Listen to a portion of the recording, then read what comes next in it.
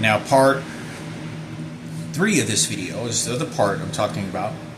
He's looking at me like, yeah, like it's to symbolize, because they know that they think and want to secure the situation that my sister, who died many years ago, can be some sort of spirit being of an angel or something, that when I'm in a deep conscious state of dreaming or an afterlife, or because I'm sure people have been under anesthesia before and talked about seeing spirits, they want to contaminate that.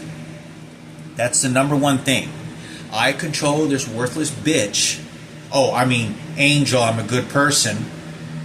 And I'm going to show satanic symbol before you go to sleep, so that, no, you're not going to take that with you. It's for black niggas and Sarah Cooper and Keynote Night. And it's all to play in for Sarah and Kenneth, and for the black niggas, and for Barack Obama. That's all this is for.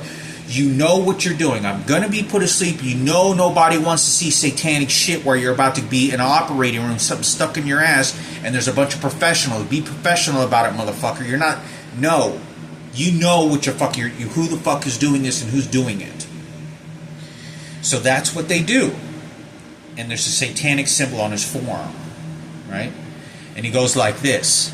So the fact that he has an earring, I know, is a violation. You're not supposed to have any jewelry in any operating room. I don't give a fuck. He has a hairnet. You're never supposed to have any jewelry in any operating room. So I know this is shit right here. But he makes sure I can see the ring. You can relate to ring, to satanic, to Jesus, to I tell you who to worship. You don't get freedom. I tell you Barack Obama. This is for Sarah Cooper, who built the church, and for us gay community members who are going to get away with what we want for black niggas. This is all prejudice, okay?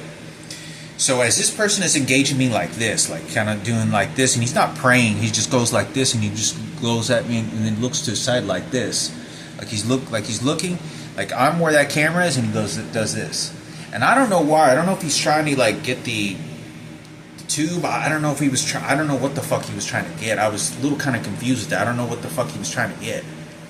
But he's trying to reach out. This is as simple as also as, oh, your soul, in case I'm in the afterlife and Miranda shows up, she's reaching out to me and she's just trying to help me in the spiritual afterlife.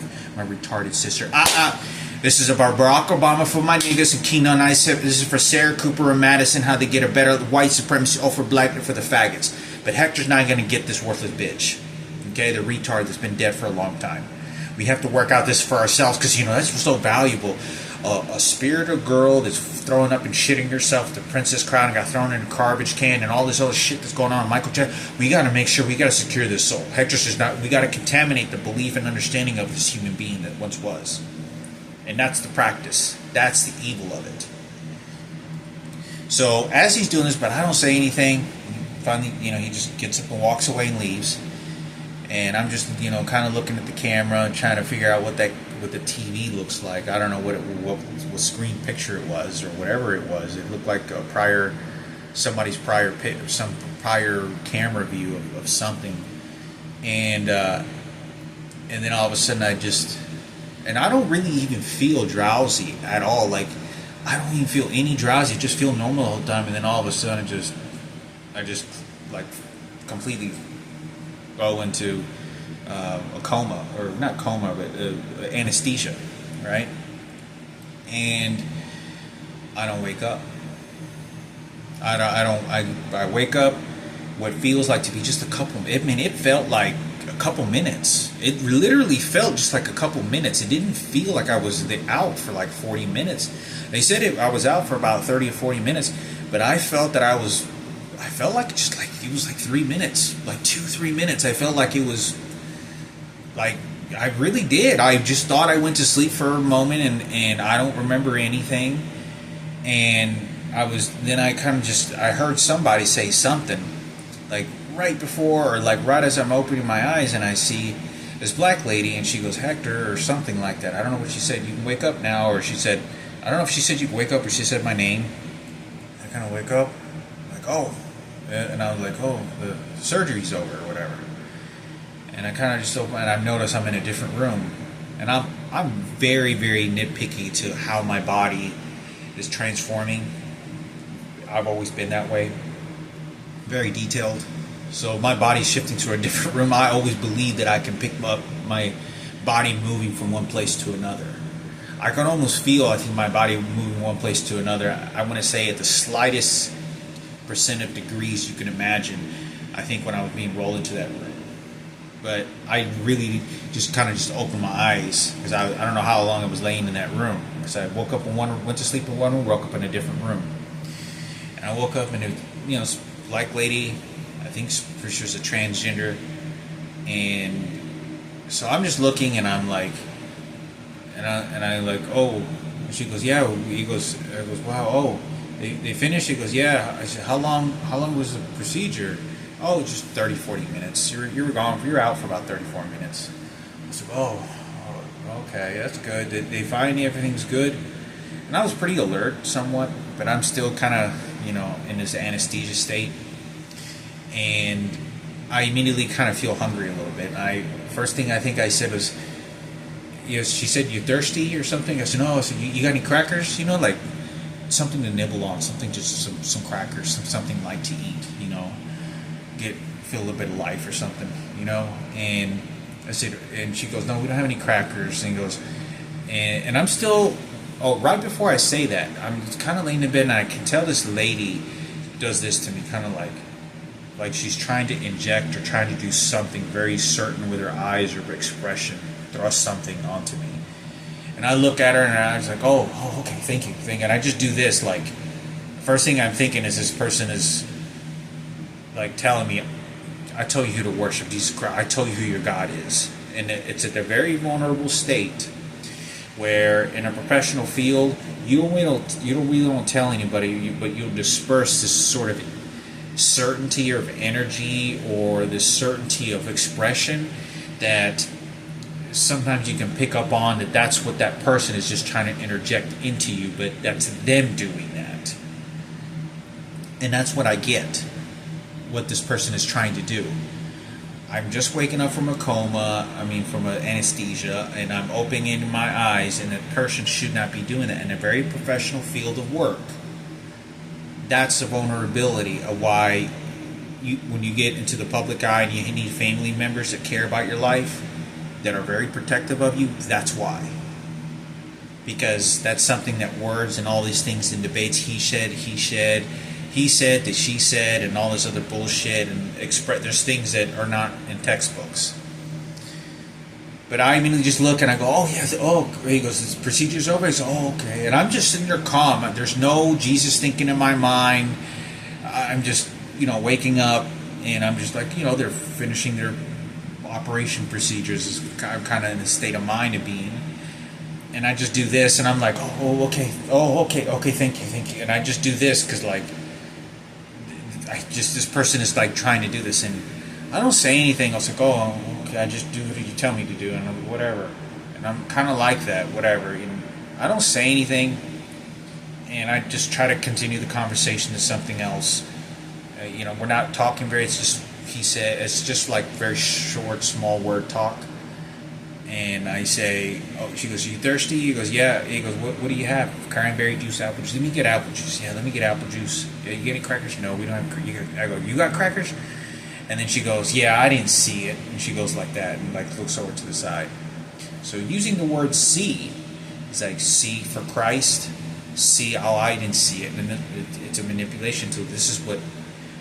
This should be out of the circumstances, okay, of how the sacrifice of my death and practices of the near future to benefit Kenneth and this despicable pieces of shit. This is not what happened.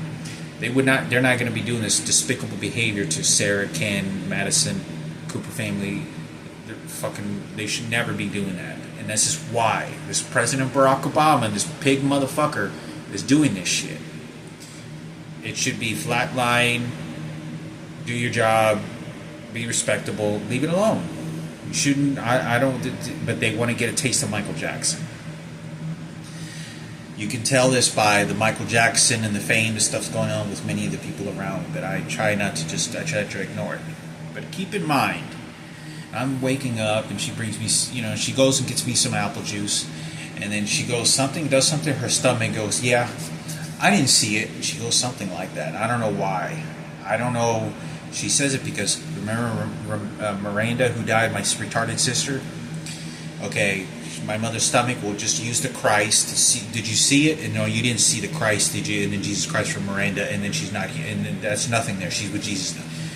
But it's a training method to squander the situation and train who actually holds any retention, any retaining memory and existence of this poor little girl who was throwing up, shitting, abused, whipped, who is my sister, my blood, full-blooded sister, and Michaela's sister, and my biological. But this is, remember how Sarah Cooper and Ken Cooper, remember how Kenneth is going to get the profitable gains. This is about a profitable exchange. Get the worthless bitch, then throw the dead corpse at Hector when it's time to cry for an exchange. It's all being rearranged. And this is the mental poison, darkness. It is very vile because it's so vigorous and mentally prepared, and practicing that every time you engage conversation and tactics, because from the beginning of any conversation, it's about Kenneth, Sarah Cooper, police officer, and the faggots, and the niggas race war. That's all it is. And I'm by myself. No one around me to take care of me, watch over me, nothing. So she just gets up.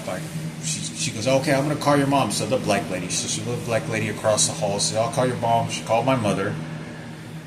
And she said she's on her way. Okay, great, perfect. 20 minutes pass by, 25. My mother shows up. They wheel me out outside. As I'm being wheeled outside, now this is even more about Kenneth. Let's feel sorry about this faggot and transgender motherfucker. Right? This is how the profitable gains now get retrieved for him, for my dead sister. As I'm wheeling out, they make sure they get someone that looks like Kenneth. Same body shape, older figure now, because Kenneth is about 50 years old now.